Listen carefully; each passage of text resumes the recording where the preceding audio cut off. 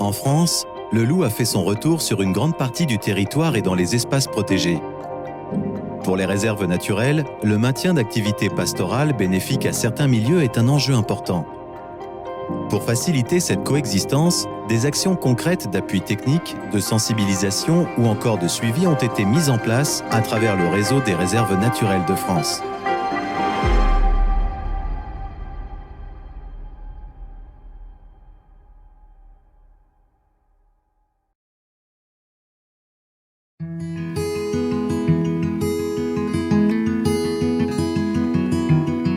En Haute-Savoie, Aster, le Conservatoire d'espaces naturels, gère 9 réserves naturelles réparties sur l'ensemble du département.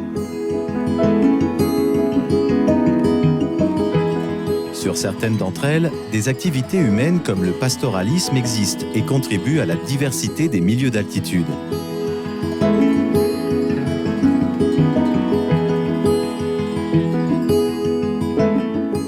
Depuis quelques années, il est une espèce qui a fait son retour sur ces territoires d'altitude, le loup, entraînant ainsi une adaptation des pratiques afin de prévenir et limiter les attaques sur les troupeaux.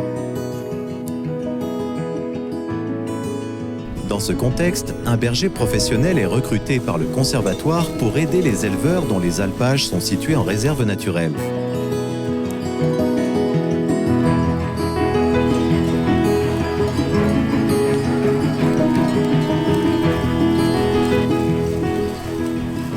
Donc, je m'appelle Vincent, je suis berger d'appui pour les réserves naturelles de Haute-Savoie.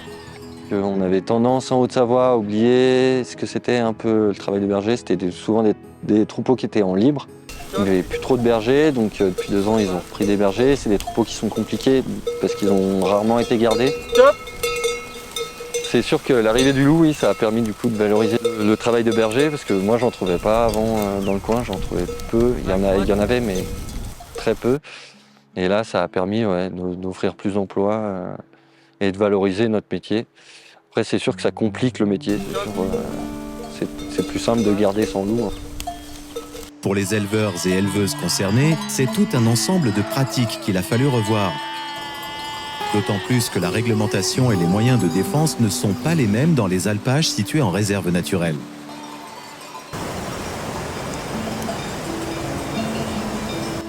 Voilà, moi je me suis installée en 2016, donc j'ai repris derrière papa. Papa a commencé à monter sur l'alpage dans les années 2000 à peu près. Et depuis, c'était les vacances pour les moutons. On les montait comme là, fin juin, début juillet.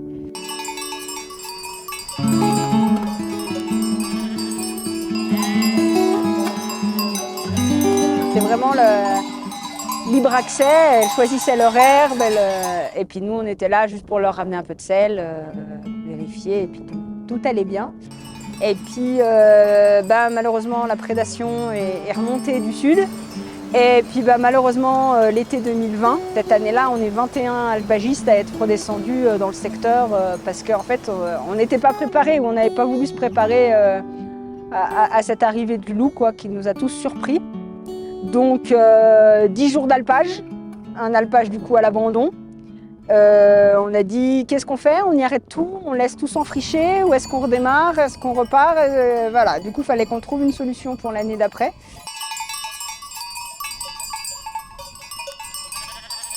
Je pense que les éleveurs de la région étaient peu ou mal préparés. Enfin, s'y attendaient pas et pensaient pas que ça arriverait, sûrement. Ce nouvel aléa lié à la prédation des troupeaux a rapidement été pris en compte par les réserves naturelles en France et plus particulièrement ici, en montagne. En Haute-Savoie, le dispositif est piloté directement par Aster, le Conservatoire d'espaces naturels qui coordonne ainsi la mise à disposition de Vincent sur les différents alpages des réserves naturelles. Donc nous, dans le cadre des réserves naturelles de France, on a eu aussi des cas de prédation qui ont augmenté. Et RNF a voulu aussi tester ce fameux dispositif de berger d'appui, donc qui est financé grâce à des crédits du Plan national d'action loup et activités d'élevage. Et donc les réserves de Haute-Savoie, qui sont gérées par Aster, le Conservatoire d'espaces naturels de Haute-Savoie, a été donc volontaire pour déployer un berger professionnel sur les alpages des réserves naturelles, c'est une condition. qui ont donc des troupeaux brebis ou chèvres en réserve naturelle, des troupeaux gardés déjà par un berger. En enchaînant ses tournées sur les différents alpages, Vincent apporte un soutien pour le gardiennage des troupeaux, le soin des animaux et le transport de matériel. J'interviens sur les alpages des réserves pour assister les bergers dans leur travail, pour être là en soutien déjà moral, psychologique et dans un second temps pour les constats, pour garder le troupeau pendant que les bergers font un constat, pour tout ce qui est manutention, porter du matériel, mettre des filets. On s'adapte assez facilement, on partage les mêmes difficultés, donc on se comprend assez vite entre bergers. Même si le travail est le même, il y a mille techniques différentes de faire le travail.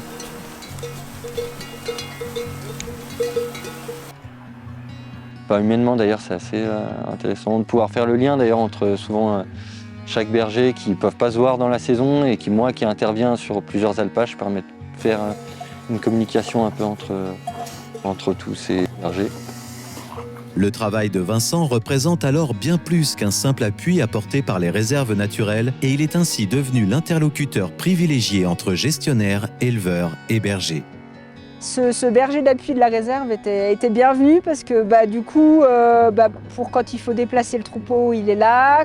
Voilà, ça nous soulage aussi et ça permet de faire le lien. Des fois, il redescend, il dit voilà, il s'est passé ça, il aurait besoin de ça.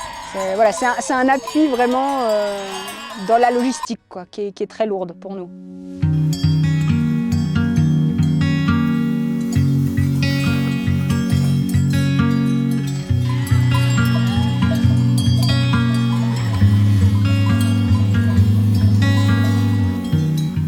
C'était un rêve d'enfance en fait d'être berger, d'avoir grandi dans les montagnes. C'est un beau métier qui a traversé les âges, d'être dans cette nature, au plus près finalement des montagnes et de tout ce qu'elles dégagent. C'était un rêve de gosse quoi, qui s'est concrétisé.